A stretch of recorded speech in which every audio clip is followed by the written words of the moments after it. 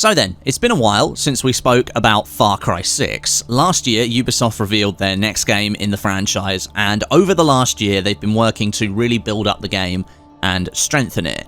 Ubisoft have sponsored this video today, so a big thanks to them. And last week, I got to attend a virtual event, a presentation of some Far Cry 6 gameplay, and a bunch of updated information. So in this video, we're going to cover off all of that, and we're going to bring you right up to date with Far Cry 6 after another year of development. So let's start by briefly recapping the premise. Far Cry 6 is Ubisoft's most ambitious story yet, and it's set on the fictional island of Yara in the Caribbean.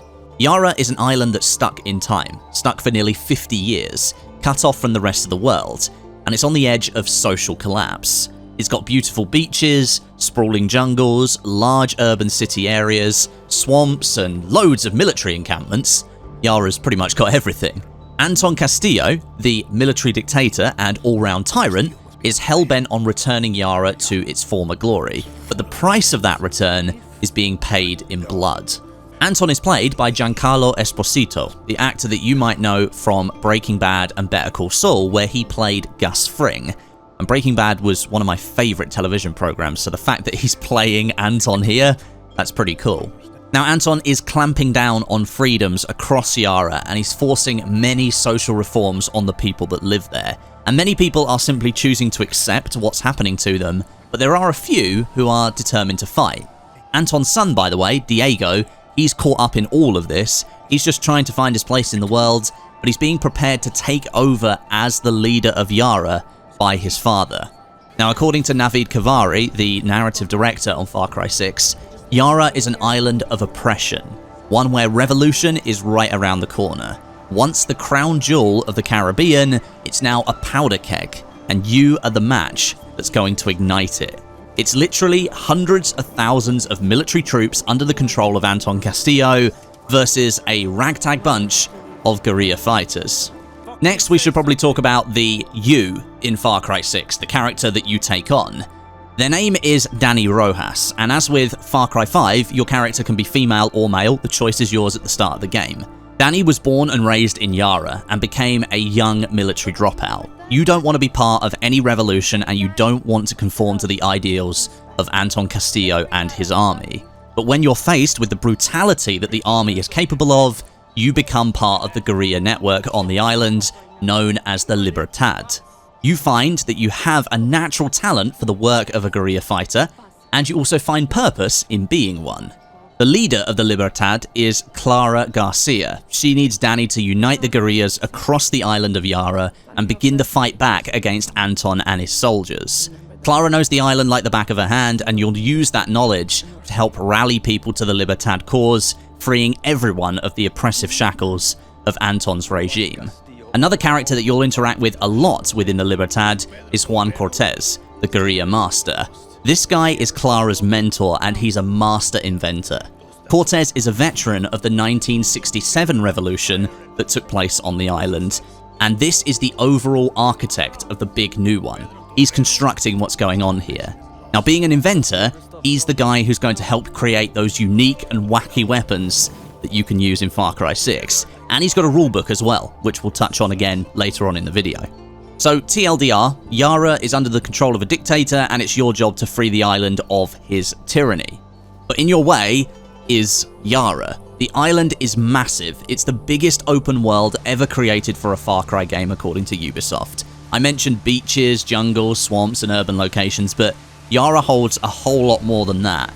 Hidden secrets from the past revolutions will come into play again in the form of guerrilla paths. These are pathways carved in the 1960s that can be used to bypass military checkpoints, and apparently they contain hidden loot and secrets within as well. Esperanza, the capital city of Yara, is a pretty much no-go zone for the guerrillas to begin with, but if entry is absolutely necessary, then you can infiltrate and blend in with the citizens and the military that roam those streets.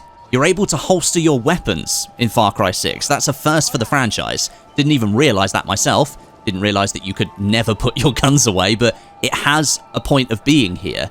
Now, you can move around in areas where you might normally be detected, but because you've holstered your weapons, nobody's going to look twice at you. You're not going to get immediately targeted by all those soldiers, and that'll give you a chance to slip through locations completely unnoticed. Military checkpoints outside the city, they need to be taken from Anton's men and controlled by the Libertad to give you greater freedom of movement across the island. Then larger military locations on the island, they need to be liberated, but that won't be easy because of the more built-up forces there. Even the skies above Yara aren't safe. The island is completely scattered with flat cannon locations. Now these can be targeted and destroyed on your journey, giving you another route to move about, but of course you're going to have to go round and complete all of those missions. However, you are able to dress yourself in captured military clothing before entering some of these more heavily guarded locations, and that's going to give you a real stealth option for attack. People aren't going to know that you're a guerrilla fighter if you're dressed up as a military soldier. You also have guerrilla camps. These are spaced all over Yara. These will be your bases to rearm and resupply as you move about. Now, according to Alex Letendre, I think I said your name correctly, he's the gameplay director for Far Cry 6, the game is made to feel like you are a one-man army versus the military, with a blend of something that's called the Resolver philosophy, and it's an ideal developed on the real island of Cuba and its inhabitants. The philosophy was born of the idea that you just have to use what you've got and make the best of it. And the characters in Yara, within Far Cry 6, they take that philosophy to a whole new level. Rule 3 from Juan Carlos's rulebook, I mentioned that earlier, I quote here, "Fucked up situations call for fucked up solutions. When shit gets real, we use whatever we have." This bleeds into all of the customization and the weaponry options that you have in Far Cry 6. As I said earlier, you'll be able to customize your character with meaningful impact on situations. We mentioned the military clothing earlier on in the video, disguising your true identity when infiltrating a military location. And Far Cry 6 has the biggest roster of weapons ever for a Far Cry game. It includes over 49 different military weapons that can be customized with different scopes, lasers, suppressors, different ammunition, and even more. There's an explosive crossbow. I don't think it'd be Far Cry without one. Fully automatic pistols, sniper rifles, assault weapons, the list goes on. But beyond the standard military weapons, we also have Resolver weapons. These are your truly unique weapons born of that Resolver philosophy, using the materials at hand to create what is needed to deal with a situation. And one of those is a nail gun that uses a compressor from a motorbike engine to power it, and another one is a CD player that shoots discs at enemies whilst also playing music at the same time. It's a bit mental, but hey, I completely dig it. And then one step beyond that, we also have the Supremos. They are just the pinnacle. They are backpacks that you can equip that come with unique abilities to completely change how a fight might be going. And the example that I got from the presentation was the Exterminador, a backpack that's filled with rocket launchers that when activated will destroy any reinforcement in its range. How very Far Cry of Far Cry 6. Then there's the Guerrilla Rides, a vehicle customization system completely tuned into Yara's time-locked existence. You can customize inside and outside of your vehicles, giving yourself a completely custom look. And those vehicles can be delivered to just about anywhere on the island of Yara when you call upon them.